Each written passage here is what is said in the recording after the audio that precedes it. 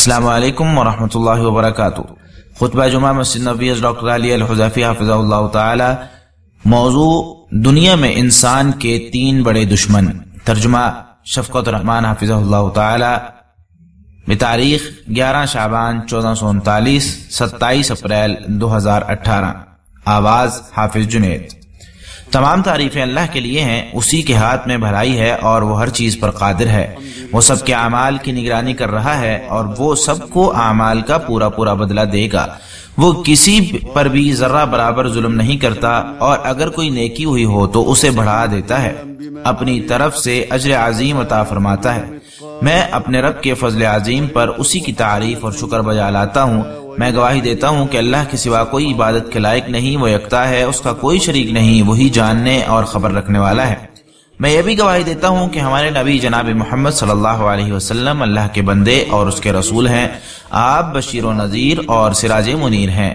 یا اللہ اپنے بندے اور رسول جناب محمد صلی اللہ علیہ وسلم جنہیں روشن کتاب دے کر بھیجا گیا ہے، ان پر، ان کی آل اور صحابہ کرام پر درود و سلام اور برکتیں نازل فرما، جن کے ذریعے اللہ تعالی نے دین کو غالب فرمایا اور شرک کو ذلیل و رسوا کیا۔ حمد و صلاح کے بعد تقوی الہی اپناؤ، اس کے لیے بڑھ چڑھ کر نیکیاں کرو اور حرام کاموں سے بچو تو تم اعلیٰ درجات پارو گے، نیز تباہ کن نتائج سے بچ جاؤ گے۔ مسلمانوں، بے شک اللہ تعالیٰ نے تم سے سچا وعدہ کیا ہے، وہ اپنے وعدے کی خلاف ورزی نہیں کرتا اور نہ ہی کوئی اس کے فیصلوں پر نظر ثانی کر سکتا ہے۔ اللہ تعالیٰ نے اپنے فرما بردار بندوں سے دنیا میں اچھی زندگی کا وعدہ فرمایا اور آخرت میں اچھے نتائج کا وعدہ کیا۔ اللہ تعالیٰ ان پر راضی ہوگا اور انہیں سرمدی جنتوں میں دائمی نعمتوں سے نوازے گا۔ انہیں انبیاء کرام اور نیک لوگوں کی رفاقت بھی ملے گی۔ فرمانے والی تعالیٰ ہے، اور اگر بستی والے ایمان لاتے اور تقوی اپناتے تو ہم ان پر آسمان اور زمین سے برکتوں کے دروازے ضرور کھول دیتے۔ سورۃ الاعراف آیت 96۔ اگر اہل کتاب ایمان لے آتے اور تقوی اختیار کر لیتے تو ہم ان سے ان کے گناہ زائل کر کے انہیں نعمتوں والے باغات میں داخل کرتے، اور اگر یہ تورات، انجیل اور جو دوسری کتابیں ان پر ان کے پروردگار کی طرف سے نازل ہوئی تھیں ان پر عمل پیرا رہتے تو ان کے اوپر سے بھی کھانے کو رزق برستا اور پاؤں کے نیچے سے بھی ابلتا۔ سورۃ المائدہ آیت 65 تا 66۔ یعنی اگر وہ قرآن پر ایمان لے آتے اور اس کی تعلیمات پر عمل پیرا ہوتے، ساتھ میں اپنی کتابوں پر بھی بغیر کسی تحریف کے ایمان رکھتے، تو اللہ تعالیٰ انہیں دنیا میں خوشحال زندگی سے نوازتا اور آخرت میں انہیں نعمتوں والی جنت میں داخل فرماتا۔ اسی طرح نوح علیہ السلام نے جب اپنی قوم کو ترغیب دی تو اسے اللہ تعالیٰ نے بیان کرتے ہوئے فرمایا، تو میں نوح نے کہا، اپنے پروردگار سے بخشش طلب کرو، بے شک وہی بخشنے والا ہے، وہ تم پر آسمان سے موسلا دار بارش برسائے گا، نیز تمہاری دولت اور نرینہ اولاد کے ذریعے مدد کرے گا، اور تمہارے لیے باغات اور نہریں بہا دے گا۔ سورہ نوح آیت 11 تا 12۔ ابو ہریرہ رضی اللہ تعالیٰ عنہ کہتے ہیں کہ رسول اللہ صلی اللہ علیہ وسلم نے فرمایا، بے شک اللہ تعالیٰ فرماتا ہے، جو میرے کسی ولی سے دشمنی روا رکھے تو اس کے خلاف میں اعلان جنگ کرتا ہوں۔ فرائض سے بڑھ کر میرا بندہ میرا قرب حاصل نہیں کر سکتا۔ میرا بندہ تسلسل کے ساتھ نوافل کے ذریعے میرے قرب کی تلاش میں لگا رہتا ہے، یہاں تک کہ میں اس سے محبت کرنے لگتا ہوں، اور جب میں اس سے محبت کرنے لگوں تو میں اس کا کان بن جاتا ہوں جس سے وہ سنتا ہے، اس کی آنکھ بن جاتا ہوں جس سے وہ دیکھتا ہے، اس کا ہاتھ بن جاتا ہوں جس سے وہ پکڑتا ہے، میں اس کا پاؤں بن جاتا ہوں جس سے وہ چلتا ہے، اور اگر وہ مجھ سے مانگے تو میں اسے ضرور دوں، اور اگر وہ مجھ سے پناہ مانگے تو میں اسے ضرور پناہ دوں۔ مجھے اپنے کسی بھی کام کرنے میں اتنا تردد نہیں ہوتا جتنا مجھے موت سے ڈرنے والے مومن کی روح قبض کرنے میں ہوتا ہے۔ مجھے مومن کی ناگواری پسند نہیں۔ بخاری۔ اس حدیث کا یہ مطلب ہے کہ اللہ تعالیٰ اپنے لطف و کرم اور رحمت و قدرت کے ساتھ اپنے فرما بردار بندوں کی امور چلاتا ہے اور دنیا اور آخرت میں ان کے لیے بہترین منصوبہ بندی فرماتا ہے۔ ہمارے پروردگار کا وعدہ سچا ہے، اس میں ذرہ برابر بھی خلاف ورزی نہیں ہوگی۔ فرمانے باری تعالیٰ ہے، ہمارے پروردگار، بے شک تو ہی اس دن کے لیے لوگوں کو جمع کرنے والا ہے جس میں کوئی شک نہیں ہے، بے شک اللہ تعالیٰ اپنے وعدے کی خلاف ورزی نہیں فرماتا۔ سورہ آل عمران آیت 9۔ اسی طرح فرمایا، ہمارے رب تو نے اپنے رسولوں کی زبان پر ہم سے جو وعدہ کیا ہے وہ پورا فرما، اور قیامت کے دن ہمیں رسوا نہ کرنا، بے شک تو اپنے وعدے کی خلاف ورزی نہیں کرتا۔ سورہ آل عمران آیت 194۔ مومنوں سے آخرت کے متعلق بھی اللہ تعالیٰ کے وعدے سچے ہیں۔ فرمانے والی تعالیٰ ہے، اللہ نے مومن مردوں اور مومن عورتوں سے ایسے باغات کا وعدہ کر رکھا ہے جن میں نہریں جاری ہیں، ان میں وہ ہمیشہ رہیں گے۔ نیز سدا بہار باغات میں پاکیزہ قیام گاہوں کا بھی وعدہ کر رکھا ہے، اور اللہ کی خوشنودی تو ان سب نعمتوں سے بڑھ کر ہوگی، یہی بہت بڑی کامیابی ہے۔ سورۃ التوبہ آیت 72۔ مومنین اپنی دنیاوی زندگی میں اللہ تعالیٰ کے وعدوں کی تکمیل کا مشاہدہ کرتے ہیں، اور انہیں اللہ تعالیٰ کی جانب سے مسلسل نعمتیں اور رحمتیں موصول ہوتی رہتی ہیں، جیسا کہ اللہ تعالیٰ کا فرمان ہے، تو اللہ نے انہیں دنیا میں بھی بدلا دیا، اور آخرت کا ثواب تو بہت ہی خوب ہے، اور ایسے ہی نیک عمل کرنے والوں کو اللہ محبوب رکھتا ہے۔ سورہ آل عمران آیت 148۔ انہیں آخرت میں بھی وعدہ شدہ اجر و ثواب اور ابدی نعمتیں ملیں گی۔ فرمانے والی تعالیٰ ہے، بھلا جسے ہم نے کوئی اچھا وعدہ دیا ہو اور وہ اسے پانے والا ہو، اس شخص کی طرح ہو سکتا ہے جسے ہم نے دنیاوی زندگی کا سامان دے رکھا ہو، پھر وہ قیامت کے دن پیش کیا جانے والا ہو۔ سورۃ القصص آیت 61۔ جس طرح اللہ تعالیٰ نے اپنے فرما بردار بندوں سے نعمتوں کا وعدہ کیا ہے، بالکل اسی طرح نافرمان کافروں اور سرکش گناہ گاروں کو وعید بھی سنائی، انہیں عذاب اور عقاب سے ڈرایا، جیسے کہ اللہ تعالیٰ کا فرمان ہے، اور جو کافر ہیں وہ چند روز فائدہ اٹھا لیں، وہ اس طرح کھاتے ہیں جیسے چوپائے کھاتے ہیں، اور ان کا ٹھکانہ دوزخ ہے۔ سورہ محمد آیت 12۔ اسی طرح فرمایا، اور جو شخص اللہ اور اس کے رسول کی نافرمانی کرے گا تو اس کے لیے جہنم کی آگ ہے، اور ایسے لوگ اس میں ہمیشہ رہیں گے۔ سورۃ الجن آیت 23۔ ان کی دنیا کی زندگی بھی بدترین زندگی ہے۔ ان کے متعلق اللہ تعالیٰ کا فرمان ہے، اور جو میری یاد سے منہ موڑے گا تو اس کی زندگی تنگ ہو جائے گی، اور قیامت کے دن ہم اسے اندھا کر کے اٹھائیں گے، اور اگر انہیں دنیا مل بھی جائے تو وہ بدترین زندگی میں ہوتے ہیں۔ اسی طرح اللہ تعالیٰ کا یہ بھی فرمان ہے، ان لوگوں کے مال اور اولاد آپ کو تعجب میں نہ ڈالیں، اللہ تو یہ چاہتا ہے کہ انہی چیزوں کے ذریعے انہیں دنیا کی زندگی میں سزا دے، اور جب ان کی جان نکلے تو اس وقت یہ کافر ہی ہوں۔ سورۃ توبہ آیت 55۔ اور یہ ممکن ہے کہ انسان کسی ایسی آزمائش میں پھنس جائے جو انسان کو مفید چیزوں سے موڑ کر نقصان دہ چیزوں میں مبتلا کر دے، آزمائش اور امتحان کے طور پر اسے نیکیوں سے موڑے، گناہوں کو خوبصورت بنا کر دکھائے، تاکہ اللہ تعالیٰ اپنے نفس کے خلاف جہاد کرنے والوں اور نفس پرستی سے بچنے والوں کو ان لوگوں سے الگ کر دے جو نفس پرستی میں پڑ جائیں اور شیطان کے پیچھے چل پڑیں، تاکہ اللہ تعالیٰ ہدایت یافتہ لوگوں کو درجات سے نوازے اور حوث پرستوں کو کھائیوں میں گرا دے۔ فرمانے والی تعالیٰ ہے، ہم ضرور تمہیں آزمائیں گے یہاں تک کہ یہ معلوم کر لیں کہ تم میں سے مجاہد کون ہے اور صابر کون، اور تمہارے احوال کی جانچ پڑتال کریں گے۔ سورہ محمد آیت 31۔ اسی طرح فرمانے والی تعالیٰ ہے، اور جو لوگ ہماری راہ میں جہاد کرتے ہیں ہم یقیناً انہیں اپنی راہ دکھا دیتے ہیں۔ سورۃ العنکبوت آیت 69۔ اسی لیے انسان کا نفس ہی انسان کا سب سے بڑا دشمن ہے، اور شیطان اسی کے ذریعے ہی انسان پر حملہ آور ہوتا ہے۔ فرمانے باری تعالیٰ ہے، نفس تو اکثر برائی پر اکساتا رہتا ہے مگر جس پر میرے پروردگار کی رحمت ہو۔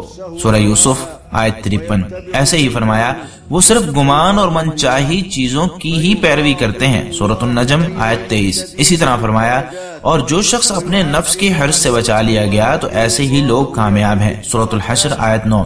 نفس جس قدر جہالت اور ظلم سے متصف ہوگا، انسان اسی قدر اللہ تعالیٰ کے وعدوں کی تصدیق سے دور ہوگا، انسان کو استقامت اور راہ اعتدال سے منحرف کر دے گا۔ امام ابن قیم رحمہ اللہ کہتے ہیں، جو شخص اپنی حقیقت اور فطرت سے آشنا ہو جائے تو اسے معلوم ہو جائے گا کہ اس کا نفس ہر قسم کی برائی اور بدی کا منبع ہے، جبکہ اس میں ہر قسم کی خیر محض فضل الہی اور احسان کی وجہ سے ہے، اس میں نفس کا اپنا کوئی کمال نہیں، جیسے کہ اللہ تعالیٰ کا فرمان ہے، اور اگر اللہ کا فضل اور اس کی رحمت تمہارے شامل حال نہ ہوتی تو تم میں سے کوئی بھی پاک صاف نہ رہ سکتا تھا۔ سورۃ النور آیت 21۔ شریعت کے لائے ہوئے علم نافع سے جہالت کا خاتمہ ہوتا ہے۔ مسلمان کے لیے ضروری ہے کہ ہمیشہ اللہ تعالیٰ کی جانب راغب رہے، اپنے نفس کی اصلاح کے لیے اللہ تعالیٰ سے دعا مانگتا رہے، چنانچہ زید بن ارقم رضی اللہ تعالیٰ عنہ بیان کرتے ہیں کہ رسول اللہ صلی اللہ علیہ وسلم فرمایا کرتے تھے اللہم آتی نفسی تقواہا وزکیہا انت خیر من زکاہا انت ولیجہا ومولاہا اللہم انی اعوذ بک من علم لا ينفع ومن قلب لا يخشع ومن نفس لا تشبع ومن دعوت لا يستجاب لها۔ یا اللہ میرے نفس کو تقوی عطا فرما اور اس کا تزکیہ فرما، تو ہی اس کا بہترین تزکیہ کرنے والا ہے، تو ہی تزکیہ کر سکتا ہے اور میرے نفس کا مولا ہے۔ یا اللہ میں غیر مفید علم، خشوع سے عاری دل، سیر نہ ہونے والے نفس اور مسترد ہو جانے والی دعا سے تیری پناہ چاہتا ہوں۔ مسلم۔ اسی طرح ترمذی میں روایت ہے کہ نبی صلی اللہ علیہ وسلم نے عمران بن حسین رضی اللہ تعالیٰ عنہ کے والد کو 2 جملے دعا کے لیے سکھائے تھے، اللہم الہمنی رشدی واعذنی من شر نفسی۔ یا اللہ میری رہنمائی میرے دل میں ڈال دے اور مجھے میرے نفس کے شر سے محفوظ فرما دے۔ لہٰذا اگر نفس شرعی علم اور عمل صالح کے ذریعے پاکیزہ نہ بنے تو انسان پر جہالت اور ظلم کا راج ہوتا ہے۔ نفس حفظ کے ساتھ مل کر انسان سے اللہ تعالیٰ کے وعدوں کی تکذیب کرواتا ہے، جس کی بنا پر نفس شہوت پرست بن جاتا ہے اور خسارہ، عذاب، ذلت اور رسوائی کی دلدل میں دھنس جاتا ہے اور دونوں جہانوں میں نامراد ہوتا ہے۔ فرمانے والی تعالیٰ ہے اور اس سے زیادہ گمراہ کون ہو سکتا ہے جو اللہ کی ہدایت کو چھوڑ کر محض اپنی خواہش کے پیچھے لگا ہو، اور اللہ تعالیٰ ایسے ظالموں کو ہدایت نہیں دیتا۔ سورۃ القصص آیت 50۔ اس کے برعکس اگر نفس کا تزکیہ ہو، علم نافع اور عمل صالح کے ذریعے نفس پاکیزہ ہو جائے تو انسان اللہ تعالیٰ کے وعدوں کو سچا مانتا ہے اور مطمئن ہو کر اپنے پروردگار سے تعلق بناتا ہے۔ اسے موت کے وقت بھی عزت افزائی کی خوشخبری دی جاتی ہے۔ اسی کے متعلق فرمانے باری تعالیٰ ہے اے اطمینان پانے والی روح، اپنے پروردگار کی طرف لوٹ چل، تو اس سے راضی، وہ تجھ سے راضی، میرے بندوں میں داخل ہو جا اور میری جنت میں داخل ہو جا۔ سورۃ الفجر آیت 27-30۔ بھلائی کے تمام راستے بند کرنے والا، برائیوں کی طرف دعوت دینے والا انسان کا ازلی دشمن اللہ کی پناہ شیطان مردود اور پلید ہے۔ اللہ تعالیٰ نے شیطان کو مکلف لوگوں کے لیے آزمائش بنایا، لہٰذا شیطان کے پیچھے چلنے والا شخص بدترین مقام پر ہوگا اور شیطان کی نافرمانی کرنے والا بلند ترین مقام پر فائز ہوگا۔ شیطان انسان کو گمراہ کر کے لذت اور سرور محسوس کرتا ہے، اسے اللہ تعالیٰ کے وعدوں اور وعیدوں کو جھٹلانے کی دعوت دیتا ہے، وہ اس کے سامنے حرام چیزوں کو خوبصورت بنا کر پیش کرتا ہے۔ فرائض اور مستحبات سے روکنا شیطان کا مشغلہ ہے، وہ انسان کو سبز باغ دکھا کر دھوکہ دیتا ہے، وہ وسوسے ڈال کر اسے گمراہ کرتا ہے۔ فرمانے والی تعالیٰ ہے شیطان یقیناً تمہارا دشمن ہے، لہٰذا اسے دشمن ہی سمجھو، وہ تو اپنے پیروکاروں کو صرف اس لیے بلاتا ہے تاکہ وہ دوزخی بن جائیں۔ سورہ فاطر آیت 6۔ اللہ تعالیٰ کا فرمان ہے اور جب تمام امور کا فیصلہ چکا دیا جائے گا تو شیطان کہے گا اللہ نے تم سے جو وعدہ کیا تھا وہ سچا تھا، اور میں نے بھی تم سے ایک وعدہ کیا تھا جس کی میں نے تم سے خلاف ورزی کی، اور میرا تم پر کچھ زور نہ تھا بجز اس کے کہ میں نے تمہیں اپنی طرف بلایا تو تم نے میری بات مان لی، لہٰذا آج مجھے ملامت نہ کرو بلکہ اپنے آپ کو ہی کرو۔ آج نہ ہی تمہاری فریاد رسی کر سکتا ہوں اور نہ تم میری کر سکتے ہو، اس سے پہلے جو تم مجھے اللہ کا شریک بناتے رہے ہو میں اس کا انکار کرتا ہوں، ایسے ظالموں کے لیے یقیناً دردناک عذاب ہے۔ سورہ ابراہیم آیت 22۔ شیطان اولاد آدم کو گمراہ کرنے کے لیے 7 انداز اپناتا ہے۔ نمبر 1، سب سے پہلے شیطان اللہ کی پناہ کفر کی دعوت دیتا ہے۔ اگر انسان پہلے داؤ پر ہی اس کی دعوت قبول کر لے تو شیطان کا ہدف پورا ہو جاتا ہے اور شیطان اسے اپنی رذیل جماعت میں شامل کر لیتا ہے۔ نمبر 2، لیکن اگر انسان اس کی بات نہ مانے تو پھر اسے بدعت کی دعوت دیتا ہے۔ اگر انسان سنت نبوی اور کتاب و سنت پر کاربند رہتے ہوئے بدعات سے بچ جائے تو نمبر 3، شیطان اسے کبیرہ گناہوں کی دعوت دیتا ہے اور اس کے لیے کبیرہ گناہ خوبصورت بنا کر پیش کرتا ہے، پھر اسے توبہ نہیں کرنے دیتا۔ اس پر انسان کبیرہ گناہوں کا دلدادہ بن جاتا ہے اور وہ مکمل طور پر گناہوں کی جکڑ میں آ کر ہلاک ہو جاتا ہے۔ نمبر 4، اگر انسان کبیرہ گناہوں کی دعوت بھی قبول نہ کرے تو شیطان صغیرہ گناہوں کی دعوت دیتے ہوئے صغیرہ گناہوں کو معمولی بنا کر پیش کرتا ہے، چنانچہ انسان کو صغیرہ گناہوں پر اصرار اور تکرار کے باعث صغیرہ بھی کبیرہ بن جاتے ہیں اور انسان ہلاک ہو جاتا ہے۔ کیونکہ انسان ان گناہوں سے توبہ نہیں کرتا۔ نمبر 5، انسان اگر صغیرہ گناہوں سے بھی بچ جائے تو شیطان مباح چیزوں میں مگن رکھ کر دیگر نیکیوں سے دور رکھتا ہے، اسے مباح چیزوں میں اتنا مشغول کر دیتا ہے کہ آخرت اور نیکیوں کے لیے جدوجہد کا وقت ہی نہیں ملتا۔ نمبر 6، اگر اس داؤ سے بھی بچ نکلے تو انسان سے افضل کام چھڑوا کر غیر افضل کام کرواتا ہے تاکہ انسان کے اخروی اجر و ثواب میں کمی واقع ہو، کیونکہ نیکیوں کا ثواب یکساں نہیں ہوتا۔ اور نمبر 7، اگر انسان اس مکاری سے بھی بچنے میں کامیاب ہو جائے تو شیطان اپنا لاؤ لشکر تکلیف دینے کے لیے مومن کے پیچھے لگا دیتا ہے، جو کہ مومن کو انواع و اقسام کی تکلیفیں پہنچاتے ہیں۔ انسان ہمیشہ شیطان کے شر سے تحفظ اور نجات کے لیے اللہ تعالیٰ کی پناہ مانگے، دائمی طور پر اللہ تعالیٰ کا ذکر کرے، نماز با جماعت کا اہتمام کرے۔ یہ اعمال شیطان سے تحفظ کے لیے قلعہ، جائے پناہ اور حرز جان کا مقام رکھتے ہیں۔ اسی طرح اللہ تعالیٰ پر توکل اور شیطان کے خلاف دائمی جدوجہد، اسی طرح ظلم سے اجتناب بھی باعث نجات عمل ہیں۔ فرمان باری تعالیٰ ہے، پھر اگر کسی وقت تمہیں کوئی شیطانی وسوسہ آنے لگے تو اللہ کی پناہ مانگو، وہ سب کچھ سننے والا اور جاننے والا ہے۔ سورہ فصلت آیت 36۔ راہ حق، استقامت اور نیکی کے راستے میں یہ عمل بھی رکاوٹ بن سکتا ہے کہ دنیا سے محبت اور آخرت کے مقابلے میں دنیا پر راضی ہو جائیں، دنیا داری میں حلال و حرام کا فرق مٹا دیں، دنیا میں اتنے مگن ہو جائیں کہ آخرت بھول جائیں۔ فرمانے والی تعالیٰ ہے، جو لوگ ہم سے ملاقات کی توقع نہیں رکھتے اور دنیا کی زندگی پر ہی راضی اور مطمئن ہو گئے ہیں، اور وہ لوگ جو ہماری قدرت کے نشانوں سے غافل ہیں، یہی لوگ ہیں ان کے کرتوتوں کی وجہ سے ان کا ٹھکانہ آگ ہے۔ سورہ یونس آیت 7 تا 8۔ فرمان باری تعالیٰ ہے، کیا تم آخرت کے بدلے دنیا کی زندگی سے راضی ہو گئے ہو؟ دنیا کی زندگی تو آخرت کے مقابلے میں بہت معمولی ہے۔ سورہ توبہ آیت 38۔ اسی طرح فرمایا، کیا تم آخرت کے مقابلے میں دنیاوی زندگی پر راضی ہو گئے ہو؟ دنیا کی زندگی تو آخرت کے مقابلے میں معمولی ترین ہے۔ سورہ توبہ آیت 38۔ حقیقت میں دنیا بھی انسان کی دشمن ہے، یہی وجہ ہے کہ جب انسان کے دل پر دنیا کی محبت غالب ہو جائے تو انسان دنیا داری میں مشغول ہو جاتا ہے اور آخرت کے لیے کوئی کام نہیں کرتا اور تباہ ہو جاتا ہے۔ اس دھرتی کے اکثر لوگ دنیا کو ہی ترجیح دیتے ہیں۔ فرمانے والی تعالیٰ ہے، بلکہ تم دنیاوی زندگی کو ترجیح دیتے ہو، حالانکہ آخرت کی زندگی بہتر اور باقی رہنے والی ہے۔ سورۃ الاعلیٰ آیت 16 تا 17۔ اسی طرح فرمانے والی تعالیٰ ہے، اور کافروں کے لیے سخت عذاب کی وجہ سے تباہی ہے جو آخرت کے مقابلے میں دنیا کی زندگی کو پسند کرتے ہیں اور اللہ کی راہ سے روکتے ہیں اور اس میں اپنی خواہشوں کے مطابق ٹیڑھ پن پیدا کرنا چاہتے ہیں، یہی لوگ گمراہی میں دور تک نکل گئے ہیں۔ سورہ ابراہیم آیت 2 تا 3۔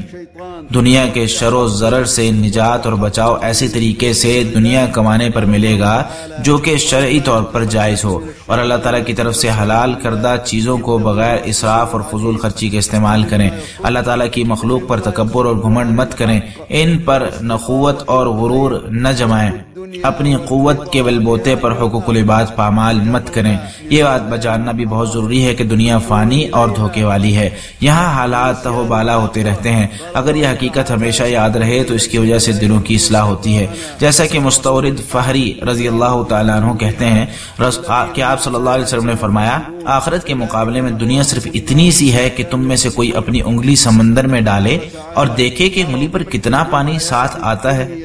احمد، ترمذی، ابن ماجہ اور ابن حبان نے اس روایت کیا ہے۔ انسان کو ہمیشہ دنیا کے شر اور انجام بد سے چوکنا رہنا چاہیے، اور یہ بات کبھی ذہن میں نہ آئے کہ تمہیں یہ دنیا تمہارے علم یا کسی خوبی کی وجہ سے ملی ہے، جیسے قارون نے اسی طرح کا دھوکہ کھایا تھا، اس کا نتیجہ کیا ہوا وہ آپ کو معلوم ہے۔ دنیا کے بارے میں ایک اہم بات جسے پورا کرنا ہر شخص کی ذمہ داری ہے، وہ یہ ہے کہ دنیاوی مال و متاع میں سے حقوق اللہ اور حقوق العباد پورے کریں، جیسے کہ زکوٰۃ کی ادائیگی، اہل خانہ اور اولاد کے اخراجات، مہمان نوازی، کمزوروں کی مدد، رفع عامہ کے کاموں میں تعاون۔ ان سب کے لیے اخلاص ہونا اور ریاکاری سے دوری لازمی امر ہے۔ ان کاموں کے بدلے میں شہرت، ناموری، کلمات تشکر کچھ بھی مطلوب نہ ہو، کیونکہ ریاکاری سے عمل برباد ہو جاتا ہے۔ بڑے بڑے صحابہ کرام بھی دولت مند تھے، لیکن اس کے باوجود وہ دنیا سے انتہائی بے رغبت تھے۔ ابو سلیمان کے مطابق عثمان اور عبد الرحمن بن عوف رضی اللہ تعالیٰ عنہما اس دھرتی پر اللہ تعالیٰ کے خزانچیوں میں سے خزانچی تھے۔ وہ اللہ کی اطاعت میں خرچ کرتے، ان کا اللہ تعالیٰ کے ساتھ گہرا دلی معاملہ تھا۔ ایک حدیث میں ہے کہ دنیا سے بے نیاز ہو جاؤ، اللہ تعالیٰ تم سے محبت کرے گا، اور لوگوں کے پاس جو کچھ ہے اس سے بے نیاز ہو جاؤ تو لوگ تم سے محبت کریں گے۔ ابن ماجہ نے اسے سہل بن سعد رضی اللہ تعالیٰ عنہ سے روایت کیا ہے۔ لوگوں کے مال سے بے نیاز ہونے کا مطلب یہ ہے کہ لوگوں پر لوٹ مار نہ کرے اور نہ ہی ان کے حقوق غصب کر کے ان پر ظلم ڈھائے، ان کو حاصل نعمتوں کے زائل ہونے کی تمنا نہ کرے، لوگوں کی دولت پر نظر نہ رکھے۔ سب سے زیادہ قابل ستائش زہد یہ ہے کہ دنیا میں تکبر نہ کرے۔ اس کے بارے میں اللہ تعالیٰ کا فرمان ہے، یہ آخرت کا گھر تو ہم نے ان لوگوں کے لیے مخصوص کر دیا جو زمین میں بڑائی یا فساد نہیں چاہتے، اور بہتر انجام تو پرہیزگاروں کے لیے ہے۔ سورۃ القصص آیت 83۔ اللہ تعالیٰ میرے اور آپ سب کے لیے قرآن کریم کو خیر و برکت والا بنائے، مجھے اور آپ سب کو اس کی آیات سے مستفید ہونے کی توفیق دے، اور ہمیں سید المرسلین صلی اللہ علیہ وسلم کی سیرت و ٹھوس احکامات پر چلنے کی توفیق دے۔ میں اپنی بات کو اسی پر ختم کرتے ہوئے اللہ تعالیٰ سے اپنے اور تمام مسلمانوں کے گناہوں کی بخشش چاہتا ہوں۔ تم بھی اسی سے گناہوں کی بخشش مانگو۔ دوسرا خطبہ۔ تمام تعریفیں اللہ کے لیے ہیں، وہی میرا پروردگار ہے، دنیا و آخرت دونوں جہانوں میں اسی کے لیے تعریفیں ہیں، اس کے اچھے اچھے نام ہیں۔ میں گواہی دیتا ہوں کہ اس کے علاوہ کوئی معبود برحق نہیں، وہ اکیلا ہے، اس کا کوئی شریک نہیں۔ ہم اس کی بلند و بالا صفات کے ذریعے اسی کی ثناءخوانی کرتے ہیں، اور میں یہ بھی گواہی دیتا ہوں کہ ہمارے نبی اور سرورہ محمد صلی اللہ علیہ وسلم اس کے بندے اور چنیدہ رسول ہیں۔ یا اللہ اپنے بندے اور رسول محمد صلی اللہ علیہ وسلم، ان کی آل اور متقی صحابہ کرام پر رحمت، سلامتی اور برکت نازل فرما۔ حمد و صلاح کے بعد حقہ تقوی الہی اختیار کرو اور مضبوط دین کو اچھی طرح تھام لو۔ اللہ کے بندو، اللہ تعالیٰ کا فرمان ہے، لوگو اللہ کا وعدہ سچا ہے، لہٰذا تمہیں دنیا کی زندگی دھوکے میں نہ ڈال دے، اور نہ ہی اس کے بارے میں وہ دھوکے باز یعنی شیطان تمہیں دھوکہ دینے پائے۔ سورہ فاطر آیت 5۔ اور ایک حدیث میں ہے، عقل مند وہ ہے جو اپنے آپ کو پہچان لے اور موت کے بعد کی تیاری کرے، عاجز وہ ہے جو ہوس پرستی میں ڈوبا رہے اور اللہ تعالیٰ سے امید لگائے رکھے۔ یہ حدیث شداد رضی اللہ تعالیٰ عنہ سے مروی ہے اور حسن ہے۔ ابن عباس رضی اللہ تعالیٰ عنہ سے مرفوعاً منقول ہے کہ فرشتہ دل میں احساس پیدا کرتا ہے جو کہ اللہ تعالیٰ کے وعدوں اور حق کی تصدیق پر مشتمل ہوتا ہے، اور بسا اوقات شیطان دل میں منفی احساس پیدا کرتا ہے جو کہ اللہ تعالیٰ کے وعدوں اور حق کی تکذیب پر مشتمل ہوتا ہے۔ مسلمان کی ذمہ داری بنتی ہے کہ اپنے نفس کا مسلسل محاسبہ کرے اور اسے صراط مستقیم پر گامزن رکھے، نفس کو شیطانی مکاریوں اور ہتھ کنڈوں سے بچاتے ہوئے ہوس پرستی سے بھی دور رکھے، نیز دنیا کے دھوکے میں نہ آنے دے، کیونکہ دنیاوی فائدہ سب عارضی ہے۔ اللہ کے بندو، یقیناً اللہ اور اس کے فرشتے نبی پر درود بھیجتے ہیں، اے ایمان والو تم بھی ان پر درود و سلام پڑھو۔ سورۃ الاحزاب آیت 56۔ اور آپ صلی اللہ علیہ وسلم کا فرمان ہے، جو شخص مجھ پر ایک بار درود پڑھے اللہ تعالیٰ اس پر 10 رحمتیں نازل فرمائے گا۔ اس لیے سید الاولین والآخرین امام المرسلین پر درود و سلام پڑھو۔ اللہم صلی علی محمد وعلی آل محمد کما صلیت علی ابراہیم وعلی آل ابراہیم انک حمید مجید۔ اللہم بارک علی محمد وعلی آل محمد کما بارکت علی ابراہیم وعلی آل ابراہیم انک حمید مجید وسلم تسلیما کثیرا۔ یا اللہ تمام صحابہ کرام سے راضی ہو جا۔ یا اللہ ہدایت یافتہ خلفائے راشدین ابو بکر، عمر، عثمان، علی اور تمام صحابہ کرام سے راضی ہو جا۔ تابعین کرام اور قیامت تک ان کے نقش قدم پر چلنے والے تمام لوگوں سے راضی ہو جا۔ یا اللہ ان کے ساتھ ساتھ اپنی رحمت و کرم اور جود و سخا کے صدقے ہم سے بھی راضی ہو جا یا رب العالمین۔ یا اللہ اسلام اور مسلمانوں کو غلبہ نصیب فرما۔ یا اللہ اسلام اور مسلمانوں کو غلبہ نصیب فرما۔ یا اللہ کفر اور کافروں کو ذلیل و رسوا فرما۔ یا اللہ شرک اور مشرکوں کو ذلیل و رسوا فرما یا رب العالمین۔ یا اللہ ہمیں ہمارے نفسوں اور بدعمالیوں کے شر سے محفوظ فرما۔ یا اللہ تمام مسلمانوں کو ان کے نفسوں اور بدعمالیوں کے شر سے محفوظ فرما۔ یا اللہ ہم سب مسلمانوں کو دین کی سمجھ عطا فرما۔ یا اللہ ہم سب مسلمانوں کو دین کی سمجھ عطا فرما یا رب العالمین۔ یا اللہ اپنے دین، قرآن اور سنت نبوی کا بول بالا فرما۔ یا اللہ اپنے دین، قرآن اور سنت نبوی کا بول بالا فرما یا رب العالمین۔ یا اللہ اس دین کو غالب فرما دے جسے تو نے اپنے لیے پسند قرار دیا ہے یا رب العالمین۔ یا اللہ جس دین کو تیرے نبی نے ساری دنیا میں پہنچایا ہے اس دین کو تمام ادیان پر غالب فرما دے، چاہے مشرکوں اور کافروں کو ناگوار ہی گزرے یا ذل جلال والاکرام یا عزیز یا حکیم۔ بے شک تو ہی رب العالمین رحمان الرحیم ہے۔ یا اللہ ہم تجھ سے جنت اور اس کے قریب کرنے والے ہر قول و فعل کا سوال کرتے ہیں۔ یا اللہ ہم جہنم اور اس کے قریب کرنے والے ہر قول و فعل سے تیری پناہ مانگتے ہیں۔ یا اللہ تمام معاملات کا انجام ہمارے لیے بہتر فرما اور ہمیں دنیاوی رسوائی اور اخروی عذاب سے محفوظ فرما۔ یا اللہ تو ہمارے اگلے پچھلے خفیہ اعلانیہ اور جنہیں تو ہم سے بہتر جانتا ہے سب گناہ معاف فرما دے۔ تو ہی ترقی و تنزلی دینے والا ہے، تیرے سوا کوئی معبود نہیں۔ یا اللہ ہم تجھ سے بہتر انجام اور خاتمہ بالخیر کا سوال کرتے ہیں یا ذی الجلال والاکرام یا ارحم الراحمین۔ یا اللہ ہمیں ایک لمحے کے لیے بھی ہمارے اپنے رحم و کرم پر مت چھوڑنا، یا اللہ ہمیں ایک لمحے کے لیے بھی ہمارے اپنے رحم و کرم پر مت چھوڑنا۔ یا اللہ یا حی یا قیوم ہمارے تمام امور سنوار دے، یا اللہ ہمارے تمام امور سنوار دے، یا اللہ تمام مومن مرد و خواتین کے معاملات سنوار دے، یا اللہ تمام مسلمان مرد و خواتین کے معاملات سنوار دے۔ یا اللہ ہم تجھ سے سوال کرتے ہیں کہ جتنے بھی مسلمانوں کو پریشانیوں کا سامنا ہے، یا اللہ وہ تمام پریشانیاں ختم فرما دے یا رب العالمین۔ یا اللہ یا ذی الجلال والاکرام اسلام دشمن قوتوں کی جانب سے مسلمانوں پر اسلام کی وجہ سے بہت تنگیاں ڈالی جا رہی ہیں، یا اللہ انہیں رفع فرما دے یا رب العالمین، بے شک تو ہر چیز پر قادر ہے یا ارحم الراحمین۔ یا اللہ ہم تجھ سے دعا گو ہیں کہ تمام فتنوں کا خاتمہ فرما دے، یا اللہ مسلم خطوں میں رونما ہونے والے تمام فتنوں کو بھسم فرما دے، یا اللہ مسلمانوں میں باہمی اتفاق و اتحاد پیدا فرما یا رب العالمین۔ یا اللہ تمام مسلمانوں کے دلوں میں الفت ڈال دے، یا اللہ ہمیں اور ہماری اولاد کو شیطانی چیلوں، لشکروں اور شیطان کے ہم نواؤں سے محفوظ فرما یا رب العالمین۔ یا اللہ ہمیں اور ہماری اولاد کو شیطانی چیلوں، لشکروں اور شیطان کے ہم نواؤں سے محفوظ فرما دے، بے شک تو ہر چیز پر قادر ہے۔ یا اللہ میں بارش عطا فرما، یا اللہ میں بارش عطا فرما، یا اللہ میں بارش عطا فرما، بے شک تو ہی رحمان و رحیم ہے یا ذی الجلال والاکرام۔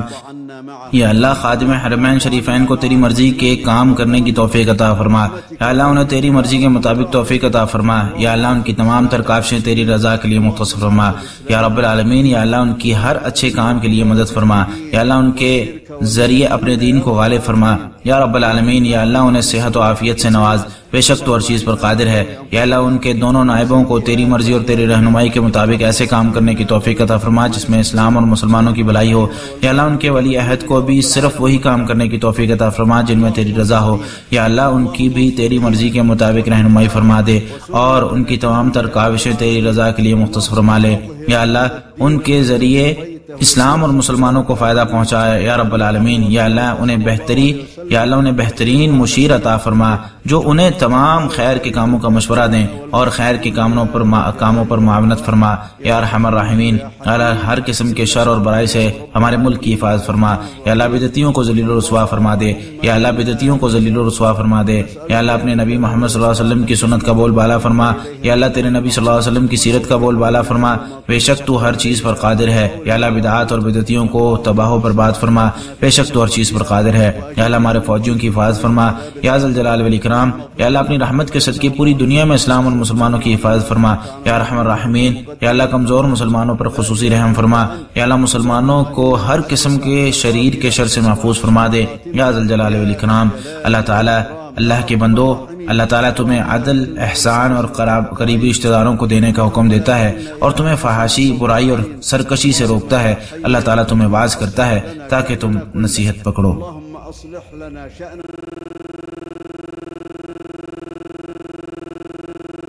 عباد الله إن الله وملائكته يصلون على النبي يا أيها الذين آمنوا صلوا عليه وسلموا تسليما وقد قال صلى الله عليه وسلم من صلى علي صلاة واحدة صلى الله عليه بها 10 فصلوا وسلموا على سيد الأولين والآخرين وإمام المرسلين اللهم صل على محمد وعلى آل محمد كما صليت على إبراهيم وعلى آل إبراهيم إنك حميد مجيد اللهم بارك على محمد وعلى آل محمد كما باركت على إبراهيم وعلى آل إبراهيم إنك حميد مجيد وسلم تسليما كثيرا اللهم وارض عن الصحابة أجمعين اللهم وارض عن الخلفاء الراشدين الأئمة المهديين أبي بكر وعمر وعثمان وعلي وعن الصحابة أجمعين وعن التابعين ومن تبعهم بإحسان إلى يوم الدين اللهم وارض عنا معهم اللهم وارض عنا معهم بمنك وكرمك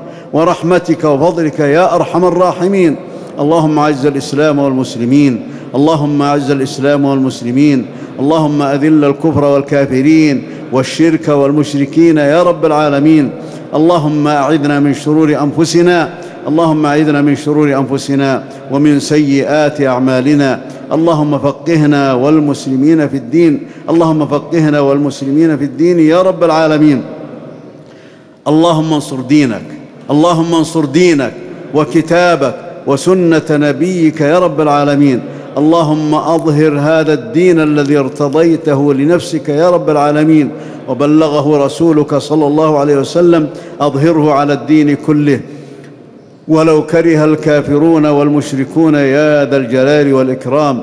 يا عزيز يا حكيم، إنك أنت الله رب العالمين الرحمن الرحيم. اللهم إنا نسألك يا ذا الجلال والإكرام الجنة وما قرب إليها من قول وعمل، ونعوذ بك من النار وما قرب إليها من قول وعمل. اللهم أحسن عاقبتنا في الأمور كلها وأجرنا من خزي الدنيا وعذاب الآخرة. اللهم اغفر لنا ما قدمنا وما أخرنا وما أسررنا وما أعلنا وما أنت أعلم به منا، أنت المقدم وأنت المؤخر، لا إله إلا أنت. اللهم إنا نسألك أحسن العاقبة وأحسن الخاتمة يا ذا الجلال والإكرام يا أرحم الراحمين. اللهم لا تكلنا إلى أنفسنا طرفة عين، اللهم لا تكلنا إلى أنفسنا طرفة عين. اللهم يا حي يا قيوم أصلح لنا شأننا كله، اللهم أصلح لنا شأننا كله. اللهم تول أمر كل مؤمن ومؤمنة وأمر كل مسلم ومسلمة.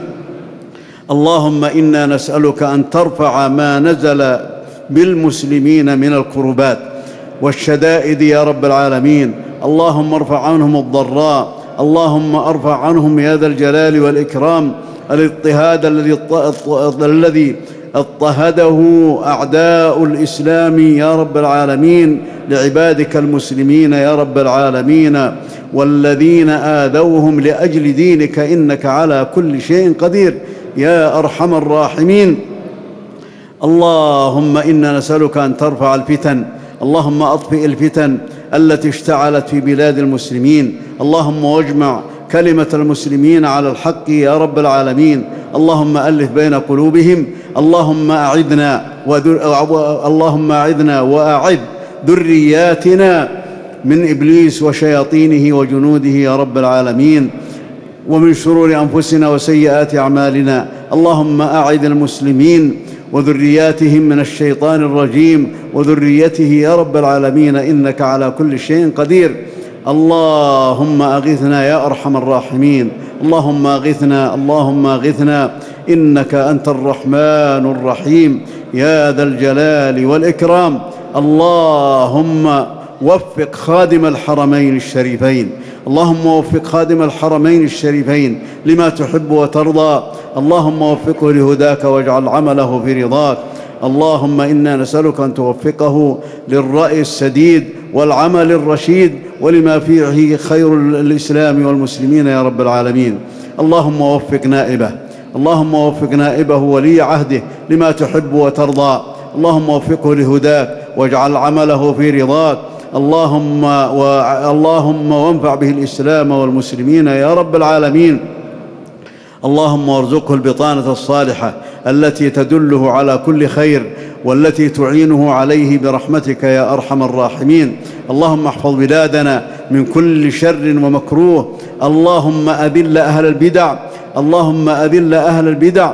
اللهم انصر سنة نبيك محمد صلى الله عليه وسلم. اللهم انصر هدي رسولك صلى الله عليه وسلم الذي تركنا عليه، إنك على كل شيء قدير، والذي كان عليه. اللهم واخذل البدع والمبتدعين يا رب العالمين، إنك على كل شيء قدير. اللهم احفظ جنودنا يا ذا الجلال والإكرام، احفظ الإسلام والمسلمين في كل مكان برحمتك يا أرحم الراحمين. ارحم ضعف المستضعفين من المسلمين. اللهم اكف المسلمين شر كل ذي شر يا ذا الجلال والإكرام. عباد الله، إن الله يأمر بالعدل والإحسان وإيتاء ذي القربى وينهى عن الفحشاء والمنكر والبغي يعظكم لعلكم تذكرون. واذكروا الله واشكروه على نعمه يزدكم، ولذكر الله أكبر، والله يعلم ما تصنعون.